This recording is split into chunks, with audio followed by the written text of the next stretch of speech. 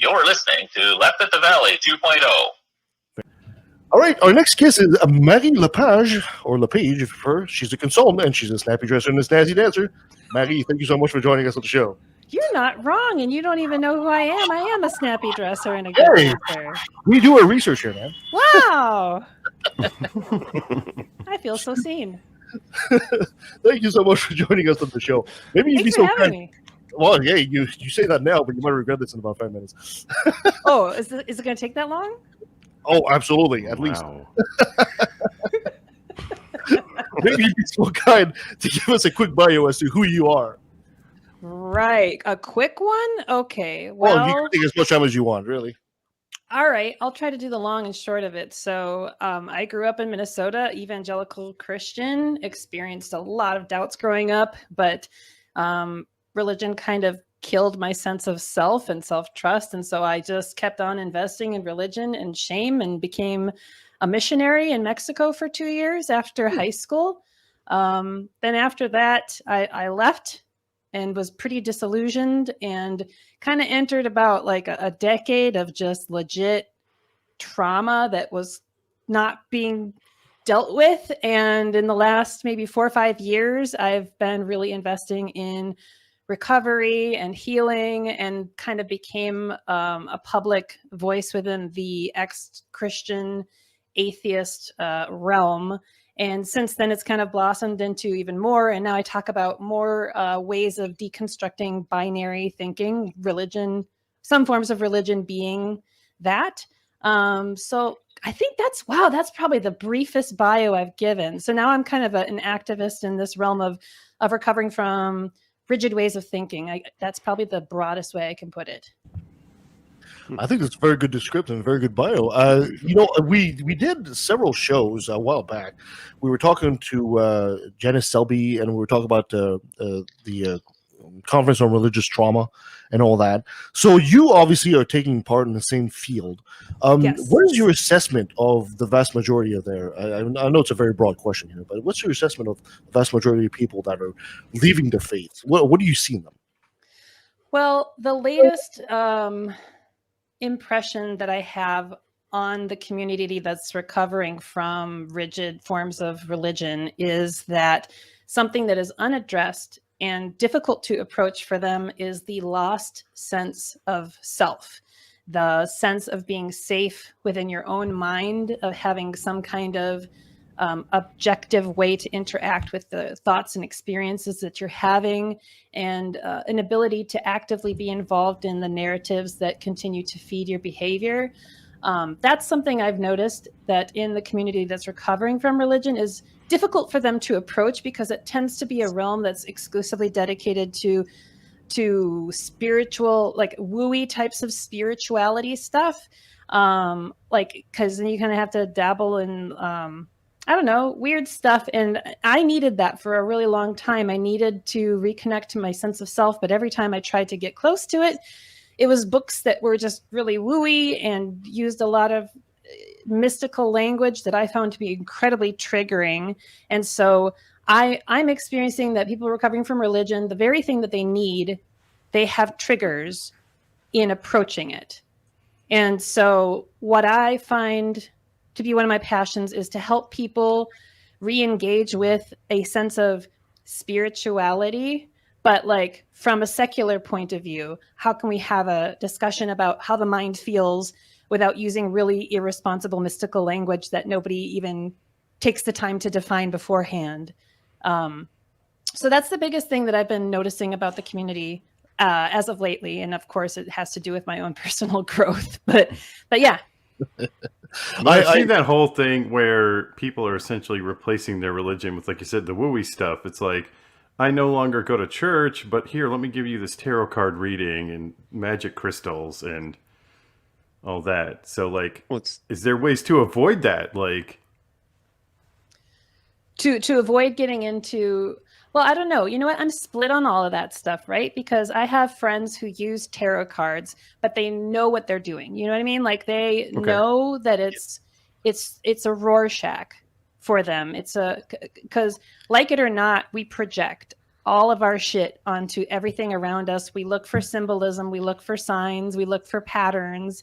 And I see people using forms of spirituality that you would think are inherently wooey, but they use it responsibly, consciously, and I see them gaining a lot of benefit from that. So my response isn't how do we keep them away from that, but how do we engage in ritual and weird spiritual practices that have a bad reputation for kind of surrendering your intellect. And then how do we engage with them responsibly, intellectually, and use them? Because our brains really are kind of fucked up, and why not just use that? So we like symbolism, we like projection and that sort of thing. So yeah, no, I'd say tarot cards are chill. Just kind of be conscious about how it works, and lean into it in that direction.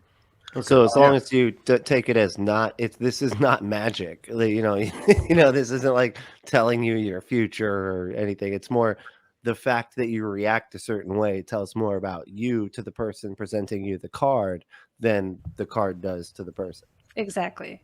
Yeah. To piggyback on Benjamin's question there, it seems to me that including my own deconversion, I also went to kind of like the woo phase. And it seems that it's only to answer the questions of, you can't, it's too much of a leap to go from not believing in Jesus to not believing there's a force out there at all, to go to complete atheism and we're alone in the universe. Is it too much for a brain to process that? Or do we absolutely need to answer that? Well, there's got to be something out there, the argument from ignorance. Is it really something that we need as a species to answer, you figure? Well, I'm not in charge of the species.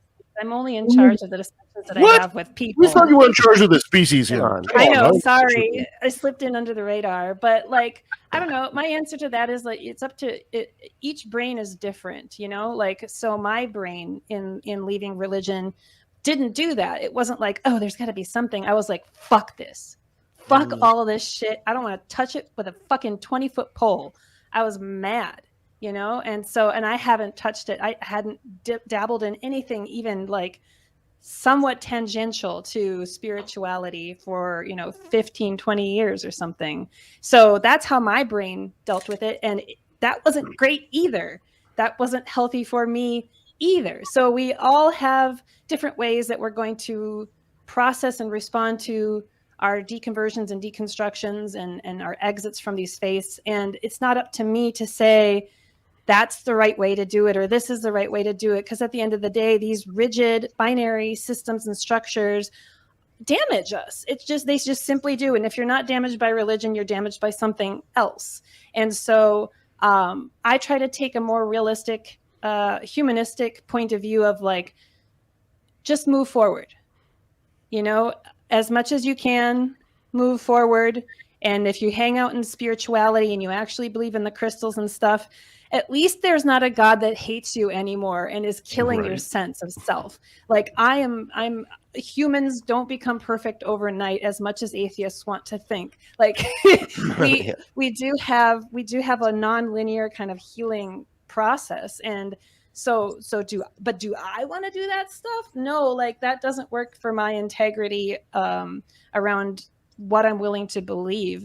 But I do see why people hang out in that space. And since I don't have an army of religion burning people, which why would I want that? I have no army to send anywhere. So my view is I need to focus on what energy do I have? What mental capacity do I have? And where do I want to funnel that in terms of helping people move forward into healthier spaces? And I just get frustrated hitting my head on the wall, being mad about people playing with crystals and stuff. Cause it's okay. Just whatever, do what you got to do. I've got a long life to live. I can't fixate on, what they're doing.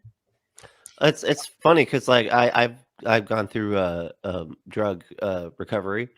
And it wasn't a crystal thing, but it was just a gratitude rock. I don't know if you've heard of that. But gratitude rock? it was just a rock, and I found it, and it was a weird looking, kind of cool. I don't know, it's just an odd looking little rock, and I just put it in my pocket, and it actually did, like, I would, each night when you're emptying out your pockets, like, it was like, oh yeah, and that's supposed to, think about what you're thankful for, just little things like that. Do they do, like, with the folks that you talk to, like, you think like the crystals and stuff, is that more analogous to like that? Like, it's just something that kind of like reminds you to do something, or makes you feel better in one way or another? I mean, I would imagine so. Yeah, like it's just conscious choice of using ritual and symbolism to, I don't know, somehow it helps. I don't know exactly why it helps. I know that it doesn't really hurt me. Okay, so I'll tell you one thing. Okay. I'll tell you something, and you have to withhold judgment until I complete the thought. So I've only told one person before you all. I mean, I'll be judging you try. in my head, but I'll keep quiet. Well, at the end of the day, even if you judge me, I don't give a fuck. But there you go. Point of the story. That's healthy. True. So the other day, so here's the full story, right? The other day I prayed again. I haven't prayed in like 15, 20 years or something. Question, what does that mean? What did that mean? What that meant is I was sitting on the swing in the backyard, and I was looking up at the sky, and I was thinking about what I'm passionate about, how I want to help people, how I want to change and embody myself more. And I just felt just this very fullness, it's wordless. And I just felt this urge to just put it out symbolically. I don't know what that means. And so I just kind of felt like just saying it out loud to the universe. I was just like, I really want to go this direction. This is the energy that I have. I am looking, I don't know. I just kind of, obviously I was talking to myself. I'm not delusional. I know what that was, but there was something about allowing my mind to pretend that it was talking outwardly to something very large, even though I didn't really actually believe that. So again, it's back to the tarot.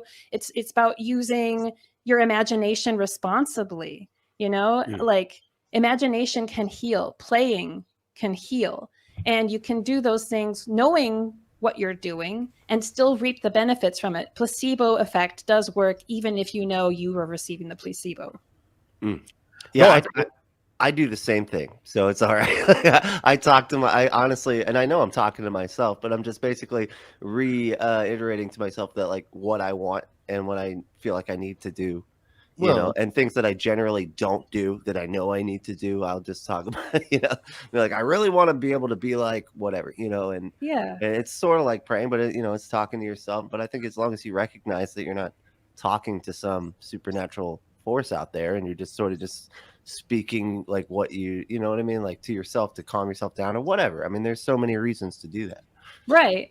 And it's interesting because there's when I experience my mind and what my mind feels like, there's the thought loops. There's the like, oh, I need to do this better. I need to work on this. I need to do this thing, blah, blah, blah. And it's just this very like insular, kind of stuck in a cage, walking in a circle kind of feeling. And I think there's some kind of power in telling your mind, okay, we're going to get out of that loop, and we're going to put it out, project it out, whatever that means. I don't understand it, but it's just a frame of mind. It's a mental position to put yourself in when intentionally saying things about who you are, what you want to be. So it feels a lot different than just talking to myself, because I talk to myself all the time, but this is a very conscious talking to self, but projecting it outwards. And there's just something about that is very helpful for me. And I like doing that as long as it's being very conscious. It's kind of funny you pointed out, and of course I've got nothing but respect for that, because essentially that's what we're doing right now, right? Just to sound a bit meta, but that's what we're doing right now. We're projecting into the void right now in the hopes that somebody out there is going to pick this up, right? I mean, there could be absolutely nobody that listens to this show or this podcast at all. We wouldn't know, right? But you're still projecting out there are your thoughts, and who knows, maybe they will help somebody down the road. So I think it's very human what you're doing right there, and I've got nothing against that. But it's like that, but just doing it for yourself. Exactly. Right. You're just putting it out there, putting, for lack of a better word, the energy out there. Yeah. Is it possible that as atheists, we have a tendency to, we love, objective truth, and we love to, talk about facts. And when you're dealing with people that have gone into the world of woo, are we atheists sometimes a bit too harsh on these people? Should we? Yes. Should we sometimes? Yeah. Yes, you are. Okay.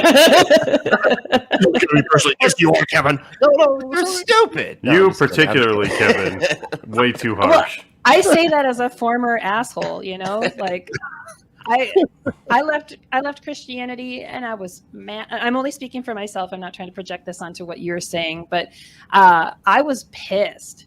And I let it show to anyone and everyone, and it was hostile. It was vitriolic. It was pretty bad. But I think an essential part of my healing has been to understand what happened to me, why it's incredibly possible for anyone to have gone through what I went through, to think the thoughts that I thought, to behave the way I behaved, to vote the way that I voted, to judge the people that I judged. The time that I spent judging religion was the time I spent denying my past. And the fact that I was that person, and I was a hurt person. Yes. And I needed love. I needed secure attachment, but instead I had a narcissistic spiritual father, and he fucked me up, And so for me, healing from religious trauma means seeing everyone as human, even the Trump voters, and I know that we don't have a lot of, I know. Now we're gonna have to shut you down. No, I'm not throwing a parade for them. I'm just saying that when it comes to managing the energy that I have inside of me, and my anger, and like, what am I going to focus on bitching about, and what am I going to focus working on? Like, I just can't manage to muster enough like anger for those folks, because I came from that. I was that. I know how much it hurts to have such a rigid viewpoint. That doesn't mean that like I'm focused on compassion towards them at the cost of focusing on liberation from those that they oppress. I feel capable of holding both of those things, compassion and justice. So I like that.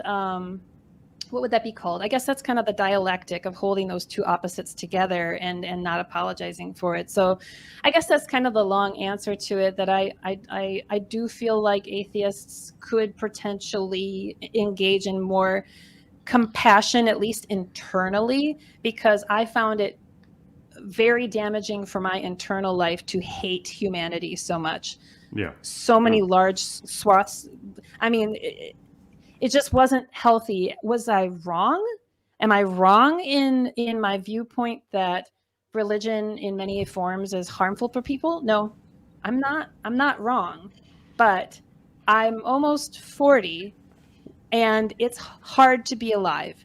So what am I going to do? Am I going to hang out with people that agree with me and then philosophically masturbate as a group about how much we hate these other groups and how they're damaging the world, and then never spend any time on our own self and our own health of self? Because that's the only thing I can change. That's the only thing I can do, and then from there, then I can to connect better and more healthily with other people, and actually provide some kind of healing other than judgment and hatred. So I don't know if that comes across heavy-handed, but that's kind of where I'm at with all of this.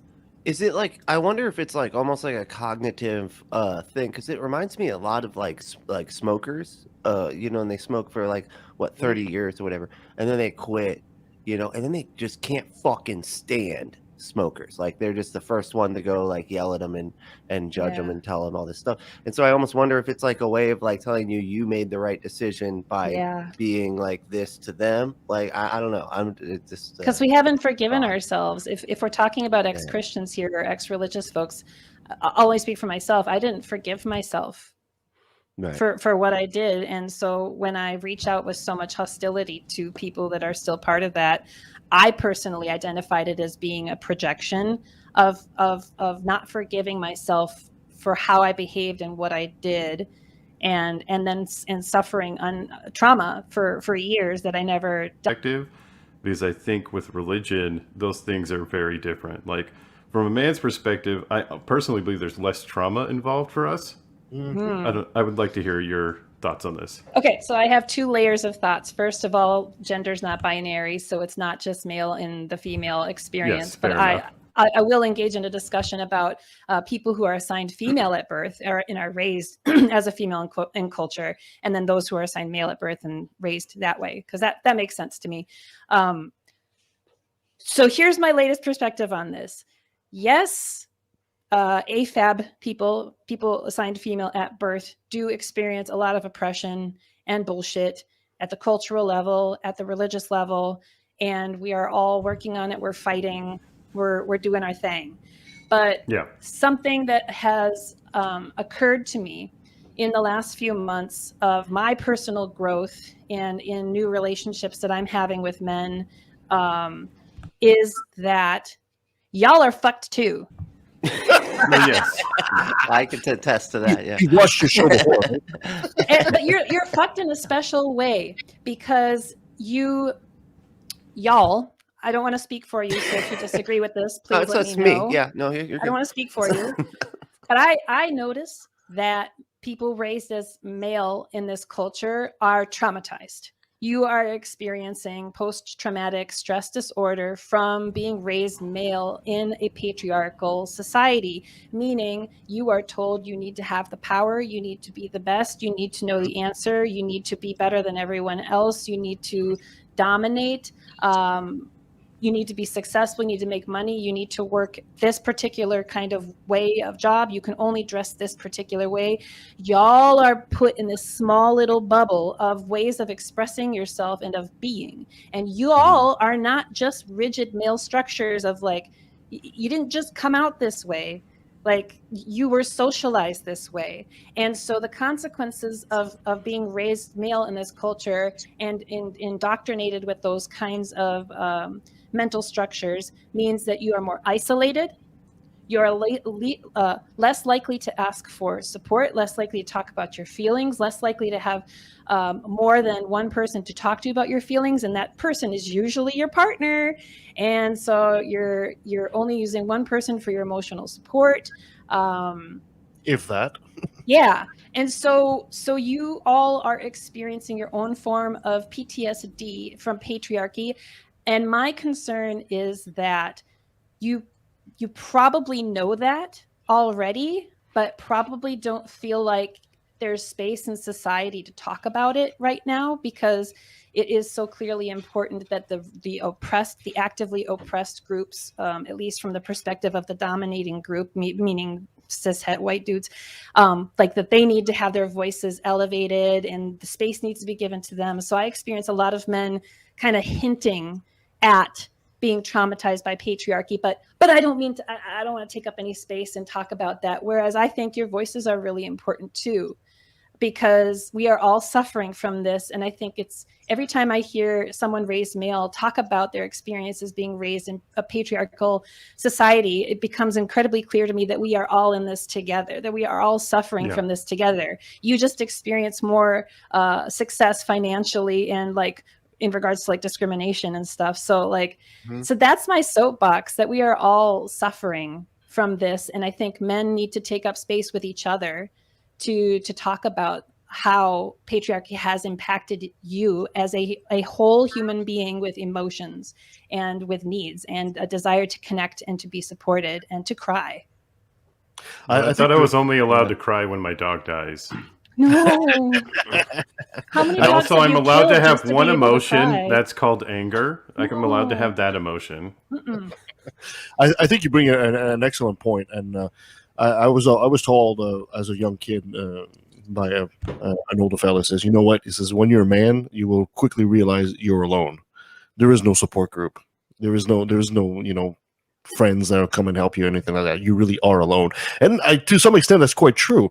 And I think you bring the point that people being traumatized, and even cis white males are being traumatized with that patriarchy. And that's probably one of the to make a slight detour here, probably one of the what you have such a virulent reaction to the whole woke movement because these people are already kind of feeling repressed by the patriarchy, and then they're told that their opinion really shouldn't matter at all on top of that.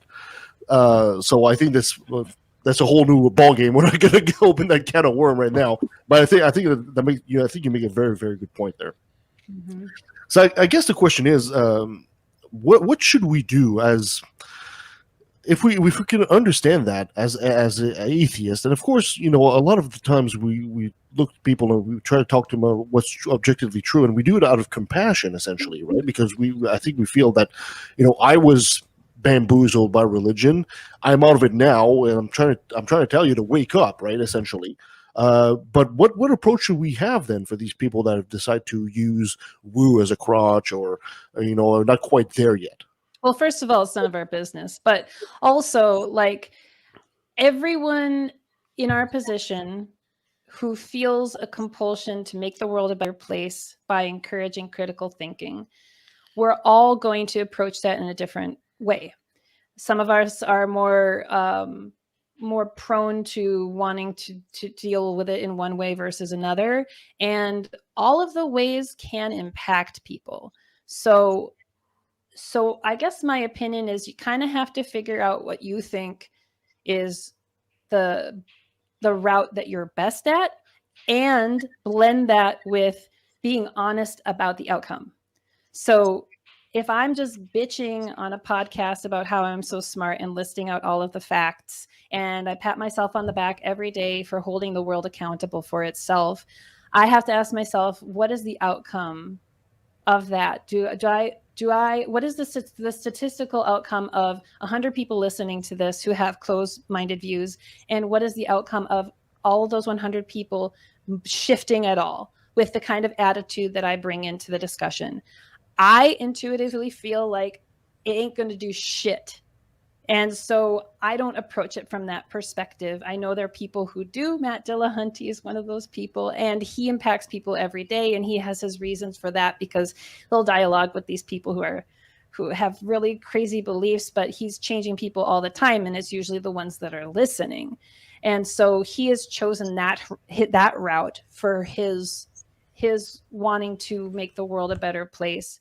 For me, kind of coming back to what we were talking at the beginning, is I have accepted that each of our journeys away from rigid ways of thinking is messy and unique, and I am in no place to decide where someone needs to be, because I've thought at numerous times of my life, like, way to go, you're there, you figured it out, you deconstructed the last thing, and now you are enlightened, now you can tell everyone, go out and spread the good news. But then I do shrooms, and then I wake up and I'm like, oh shit, I've got more stuff to deal with. I was wrong again.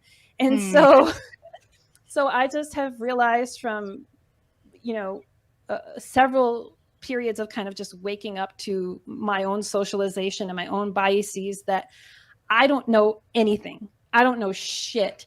And so my approach is one of meeting people where they are, being incredibly curious, and really deeply listening to other people, the people that I choose to listen to. So like, I probably wouldn't see myself in a situation where I'm like chatting it up with like I know I mentioned Trump voters earlier. I have compassion on them, but I'm not their friend. But like, I can't see myself being like, oh, tell me more about why you like Trump. Like, no, I don't need that. But I am curious about people who use crystals, who call themselves witches, and like, what does that do for you? What kind of meaning does that bring to you? How do you experience that in your mind? How does it make you a better person? And I've learned a lot from those conversations, and I walk away from them not feeling like, oh no, I let in a demon and now I'm going to become wooey. I'm like, oh, I just met someone who's being really creative about how they are finding meaning and grounding in the world. And I don't see myself going in that direction, but I understand why they're there. And if there was an opportunity for me to just kind of like crack the egg just a little bit, I might do that. if it feels right. But I'm not trying to go around being an asshole and like cracking people's heads open, because first of all, they won't let you do that. People don't on average in research, people don't respond well to just being like thrown facts in their face, and like I was never convinced by facts. People tried to like deconvert me all the time when I was a missionary, and I was like, that's cool, but Jesus, you know, But also Jesus. but also Jesus. So Yeah, you just don't like, get it. Jesus is Yeah. amazing. I have this thing that I do before I say things, and I always like to think to myself, what good will this do? yeah. What am I I'm- trying to do with this? And is it possible to make an Yeah. impact here? Yeah. I like your hands-off approach, but at the same time, I'm going to do a little bit of pushback here, Sure. if you don't mind. Do we not, as people that have deconverted, if religious faith or belief just existed in a vacuum, in the privacy of your mind and all that, that'd be fine.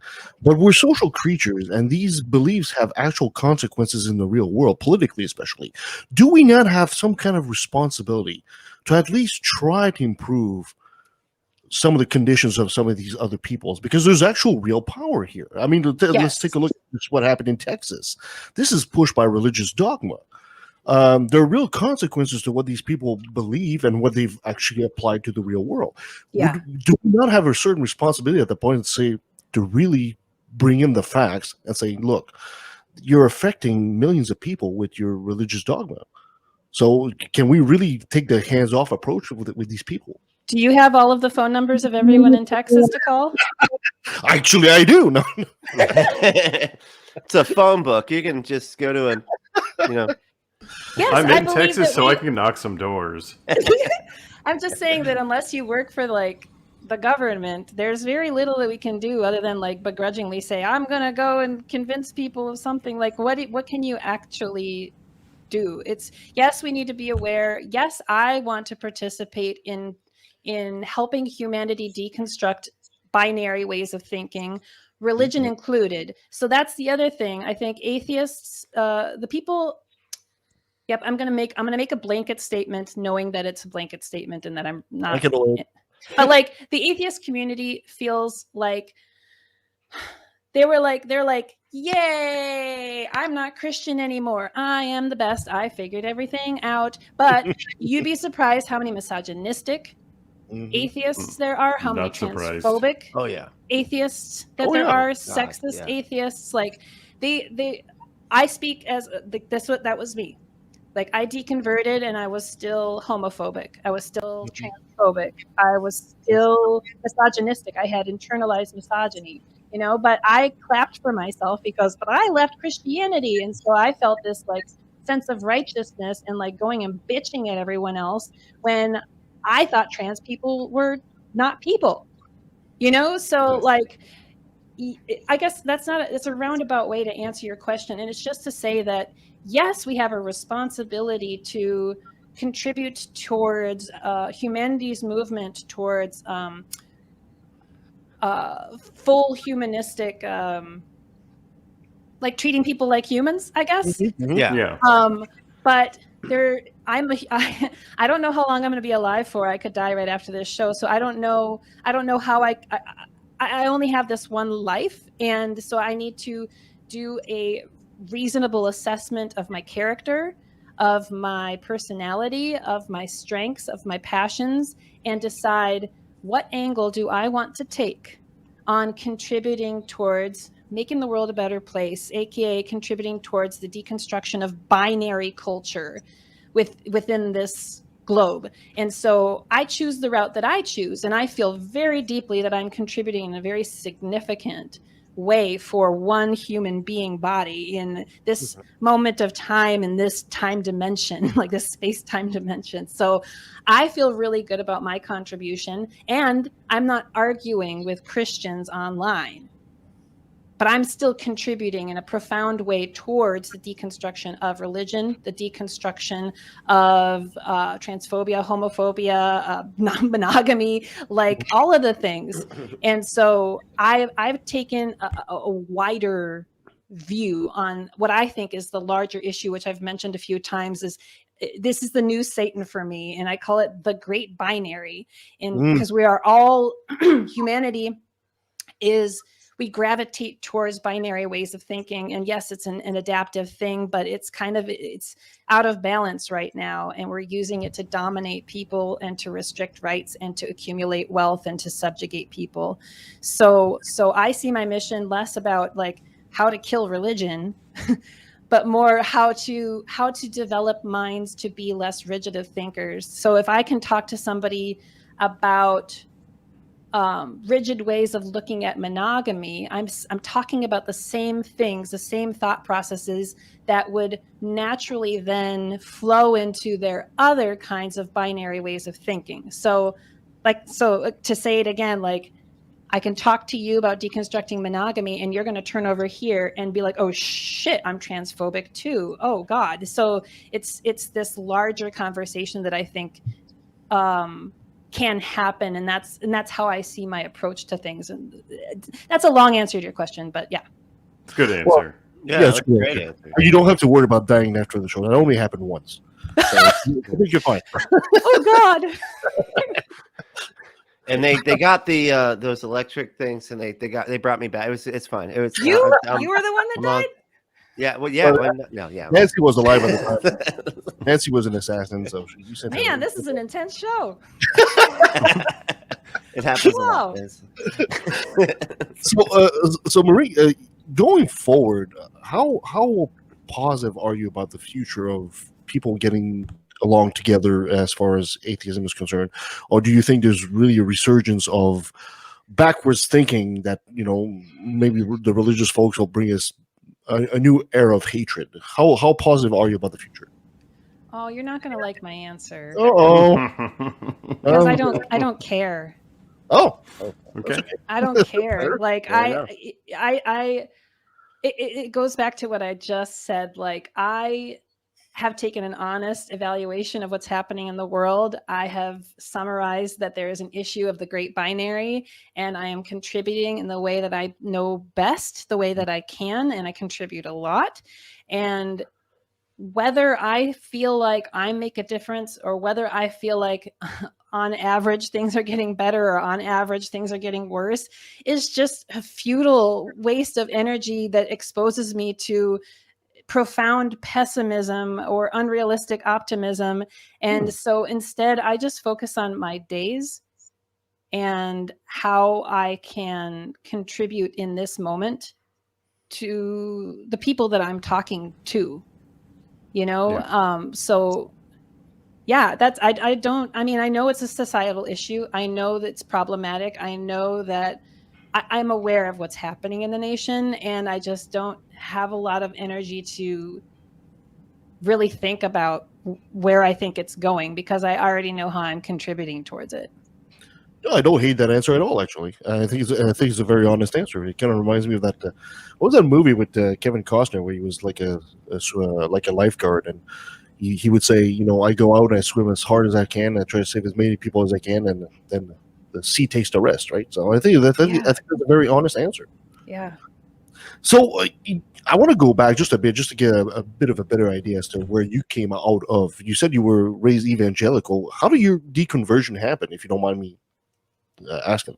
Sure. Yeah. So I started doubting when I was like 13. But I mean, I've been reflecting a lot on my childhood recently. You've caught me in the middle of a very intense growth period for myself. But good time to catch you. What's that? Good time to catch you. Yeah, very much so. I'm full of stuff right now. So when I was 13, I started doubting, and but I couldn't really pursue it wholeheartedly, because I realize now, looking back, that I had no sense of self. My household was kind of it wasn't the worst household, but some of my parents were very emotionally distant and unpredictable. And that impacted me a lot as an emotionally sensitive person and just as a human being in general. And so I lost my sense of self at a very early age.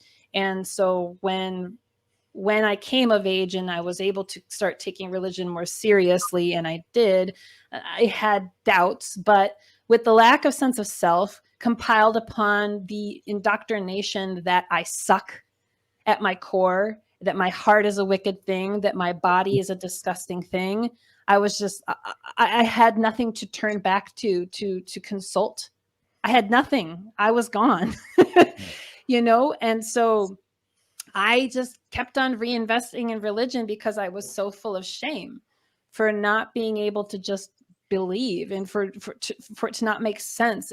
But I didn't have anything to go back to ground into myself at all. And so just more and more religion and more doubts and just so much cognitive dissonance. And school was hard because I was consumed by this. I was up and down. Am I atheist? Am I Christian? And are my friends going to try to convert me today at school because I go to a religious school? And so it just consumed my life. Am I okay? Am I okay? Did I pass the test? Does God see me with favor? You know what I mean? Like that was my entire junior high school experience, just up and down and being seen as like I had cancer because I was having doubt and talking about it.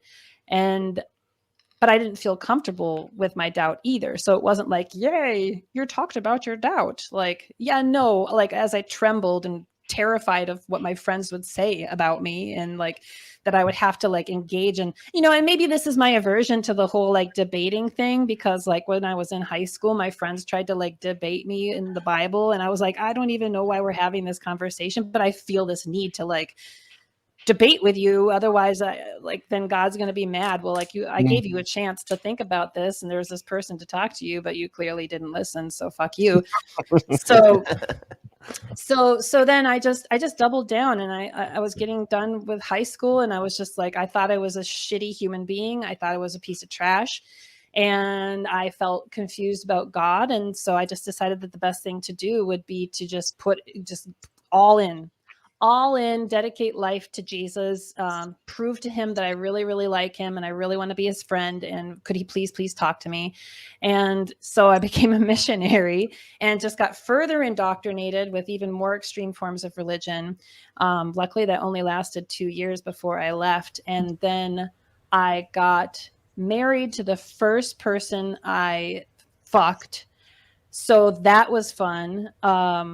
Married to him for 5 years, a narcissist. I just flushed like 5 years down the toilet. Like in that relationship, I was hurting so badly. And I remember very vividly agreeing to marry him because I sincerely felt that no one would ever love me, that I just got really, really, really lucky that this guy was willing to put up with me. I've deeply felt that, which is very, very sad looking back now, especially now that I practice consensual non-monogamy and I have 4 partners. Nice. Way to go. Right. Who love me deeply, who see me, who I can be myself around. And but anyway, derailment. Dance card's pretty full there. There's still room, but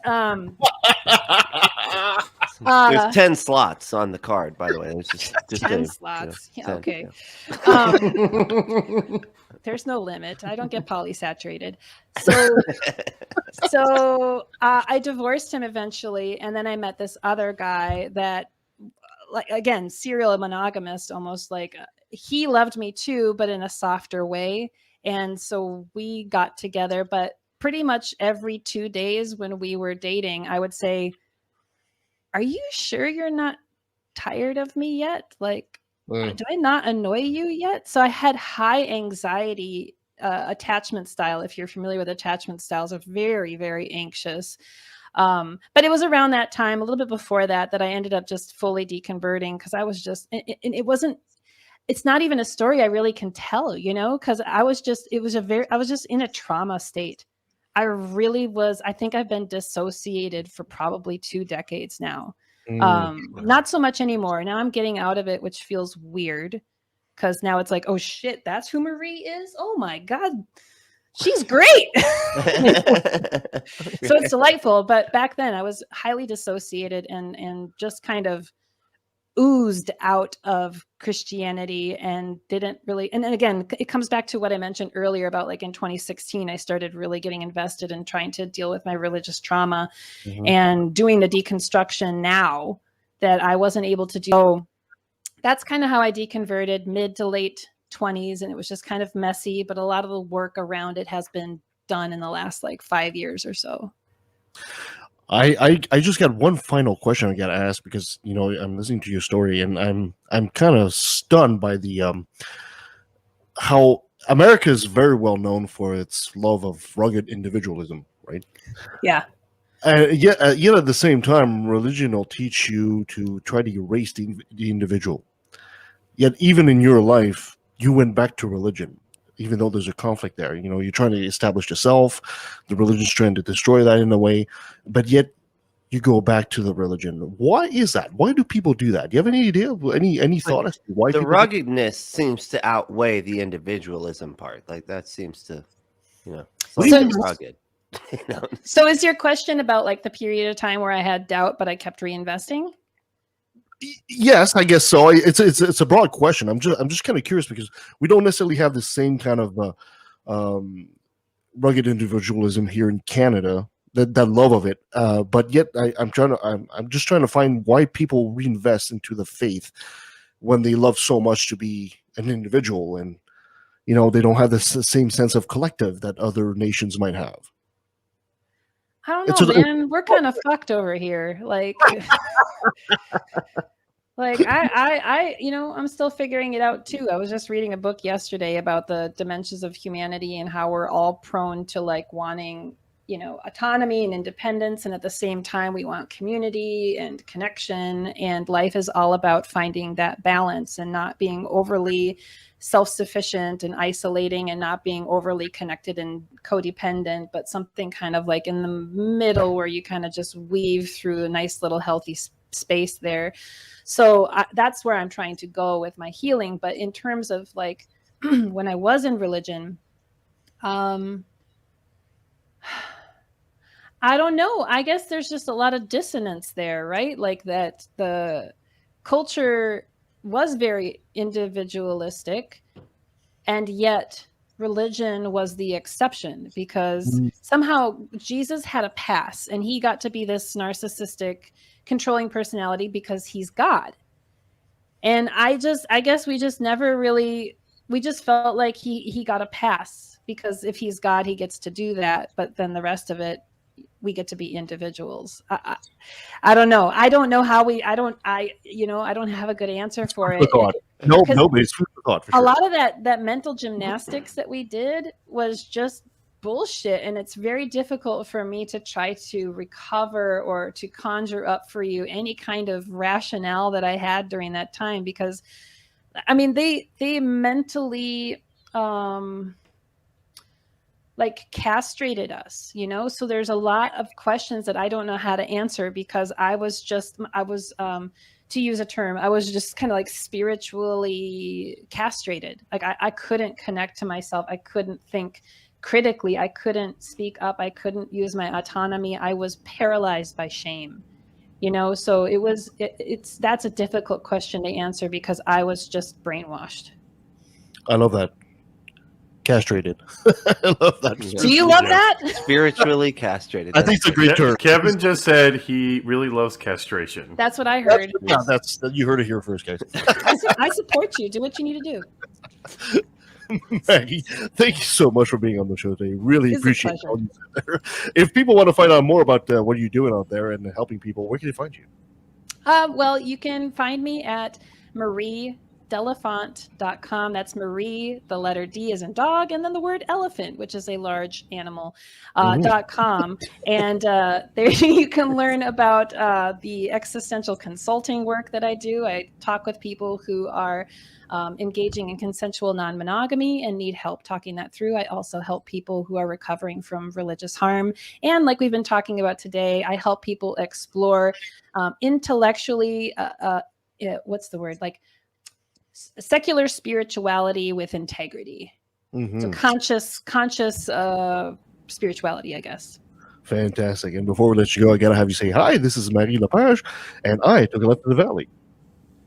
What's the last part? And I'm in left in the valley? I took a left in the valley. I took a left at the... Okay. All right, ready? You ready? Hello, my name is Marie LePage, and I took a left at the valley. Fantastic.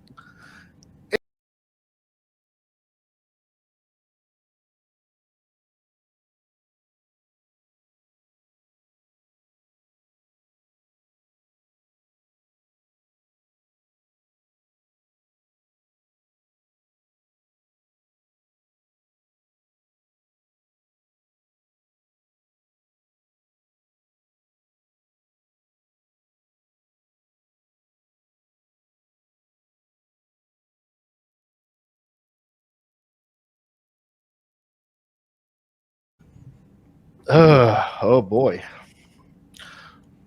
There we go. Oh, all right. Well, yeah. All right, fine. There's three of us. I thought it would be cool to. It's all right.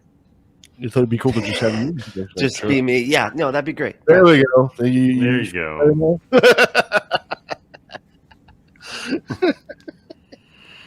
Oh, you're the best, Brett. Oh boy. I like attention. You know what I'm saying?